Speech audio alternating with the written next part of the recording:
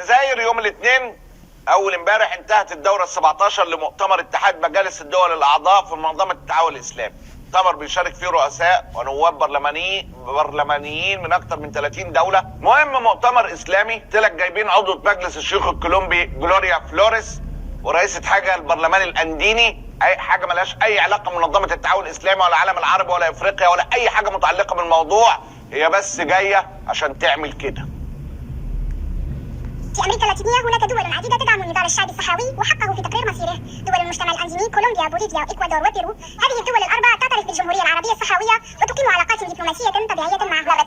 بالله عليك ايه علاقة ده بمنظمة التعاون الإسلامي؟ ايه علاقة ده بمنظمة التعاون الإسلامي؟ تعرفش.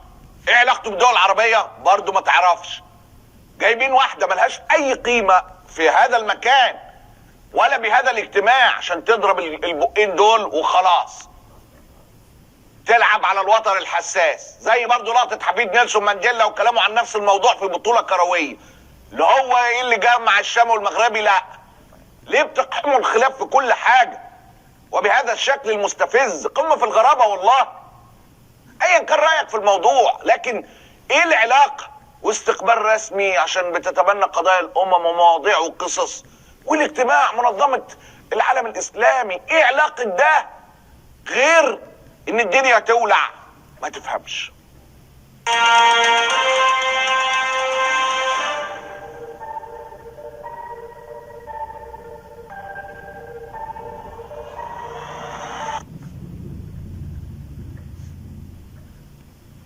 البرلمان الانديني ده بالمناسبة منظمة برلمانية انشأوها سنة 79، 25 نائب من 5 دول: بوليفيا وكولومبيا والاكوادور والبيرو، تشيلي.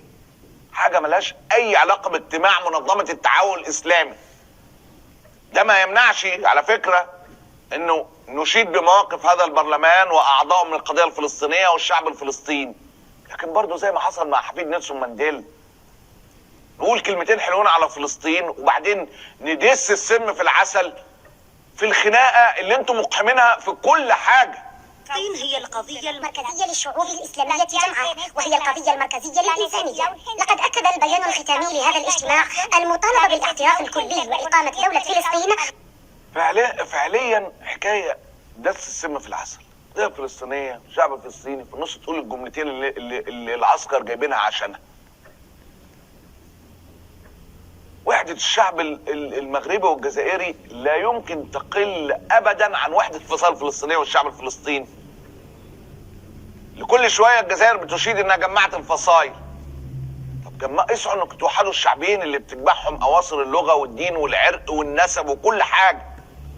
الموضوع طبعا كالعادة ضايق الوفد المغربي اللي احتج رسميا على دعوة رئيس البرلمان الاندي وتصريحاتها في الجلسة الافتتاحية. مش هنخلص احنا عن امتعاضنا الشديد كوفد مغربي عن برلمان المملكة المغربية بغرفتيه، واحتجاجنا الأشد لدى السيد الأمين العام للاتحاد عقب كلام صادر عن سيدة البرلمان الأنديني يمس بالوحدة الترابية لبلد عضو ومؤسس للاتحاد وأثناء فعاليات وأشغال الاتحاد.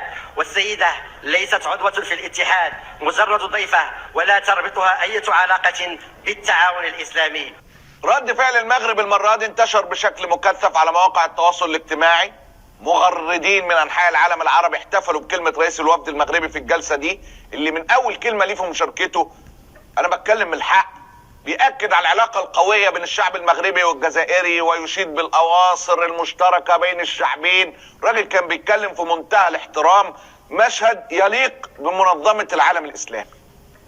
كلمة أتناولها باسم الوفد المغربي المشارك بكثير من التأثر وبزخم ومزيج من المشاعر، لأننا نؤمن أن ما يجمعنا بالأشقاء في الجزائر أكثر مما يفرقنا، فاللغات والثقافة والجغرافيا والتاريخ والعقيدة توحدنا وتعضد أخوتنا، كما أن المستقبل والمصير المشترك كونه نتاج مسار مشترك يجمعنا. ده كلام يليق باجتماع مندوبين من العالم الاسلامي. على ذكر الوفد المغربي في الجزائر، مش عايز حضرتك تنسى اللفه اللي بيلفها اي وفد مغربي رايح الجزائر بسبب اغلاق المجال الجوي امام الطيارات المغربيه. اللفه بتاعت الوفود الرياضيه بتلفها اي وفود رسميه رايحه الجزائر. فالوفد المغربي برضو يروح لباريس او تونس عشان يروح للجزائر.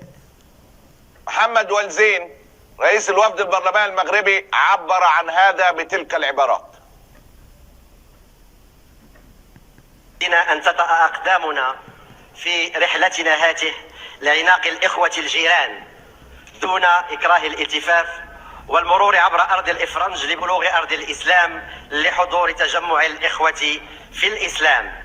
لكن إصرارنا للحلول بين ظهراني إخواتنا بالجزائر كممثلي الشعب المغربي هو إصرار لعناق بين الشعوب الشقيقة وتشبت بالأخوة الإسلامية.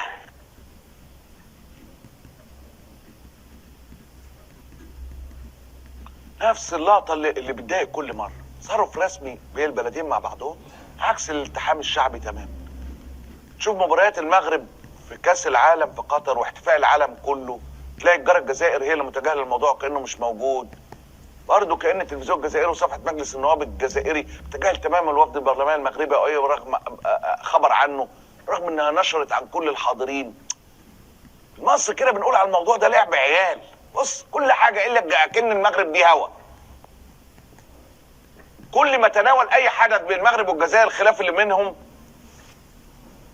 يجي في دماغ التعبير ده لعب العيال والتصرفات الصبيانيه. جيب واحده ملهاش اي علاقه بالموضوع عشان ترمي كلمتين تصب فيهم زيت على النار. رئيس الوفد المغربي التي لقت كلمته ترحيب كبير جدا على السوشيال وجه عتاب لاخوته الجزائريين المستضيفين: يا جماعه احنا ما بنصدق نتجمع، ليه تعملوا حاجه زي كده؟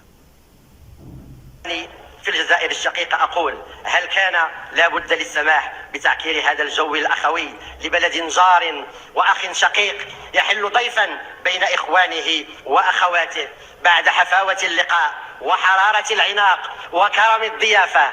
لا أعتقد أخوتي أن ذلك كان ضروريا. السلام عليكم، مرحبا بكم متابعينا الأوفياء. إذا كما شاهدتم خصص الإعلامي المصري معتز مطر فيديو كامل للرد على النظام الجزائري الذي يستغل أي تظاهرة فنية رياضية أو سياسية للهجوم على المغرب. فتحية تقدير واحترام لصوت الحق. ويصف معتز مطر أن ما يقوم به النظام الجزائري في حق المغرب هو أنه يصب السم في العسل. وعقب ذلك رد الوفد المغربي كما قال معتز مطر، وقال أن هناك تلاحم بين الشعب المغربي والجزائري. وعبر الوفد المغربي عن هذا الرأي بكل احترام واحترافية. وقال الإعلامي المصري أن الوفد المغربي تحدث بكل احترافية وبلباقة، وهذه اللباقة تنعدم عند الجزائريين الذين يستغلون أي تظاهرة للهجوم على المغرب. فشكرا للإعلامي المصري معتز مطر على مواقفه ووقوفه بجانب الحق. بهذا نصل لنهاية الفيديو. شكرا لكم على المتابعة وإلى اللقاء.